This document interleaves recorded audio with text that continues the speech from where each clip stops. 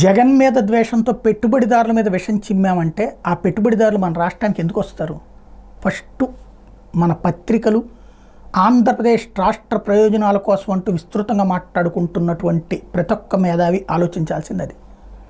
అంబానీ, అదానీ, గోయంక, జిందాల్, బజాంక ఇట్లాగా రానివాడు ఎవడూ లేడు ఆంధ్రప్రదేశ్. వచ్చినటువంటి వాళ్ళు పెట్టుబడులు పెట్టడానికి ముందుకొచ్చారు. ఒక్కొక్కలను ఒక్కొక్క కాన్సెప్ట్లో దొంగల్ని చేస్తున్నాం. అదానితో ఒప్పందం కుదుర్చుకుంటే దోచిపెట్టారు, అంబానీతో కుదుర్చుకుంటే దోచిపెట్టారు, లేకపోతే అంబానీలు అదానీలకైనా. ఇంకో పక్కన అప్పుడు అది జగన్ టైంలో పెట్టుబడులు పెడతానంటే, ఇప్పుడు పెడతానంటేనేమో ప్రభుత్వానికి నిధులు వస్తున్నాయి. ఆ రోజున స్మార్ట్ మీటర్లు తప్పు, ఈ రోజు స్మార్ట్ మీటర్లు పెట్టడం రైట్. ఇలా తయారవుతుంది. ఇక్కడ సమస్య ఏంటంటే పారిశ్రామికవేత్తని మనం దొంగని చేసి చూపిస్తే వాళ్ళ పెట్టుబడులు ఏమనాలా? ఆ దొంగ సొమ్ము తీసుకుంటున్న వాళ్ళు అంటామా మనం? పారిశ్రామికవేత్తలు రకరకాల లిటిగేషన్స్, ఇండియానే కాదు వరల్డ్ వైడ్గా రకరకాల సమస్యలు ఉంటాయి.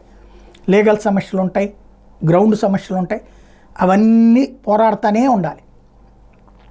అంత సమస్యలు ఉండి కూడా పెట్టుబడి పెట్టడానికి వచ్చాడు అంటే ఒకటి ఇక్కడున్న నాయకుల మీద నమ్మకం ఉండాలి, లేదా ఈ రాష్ట్రంలో పొటెన్షియాలిటీ మీద నమ్మకం ఉండాలి.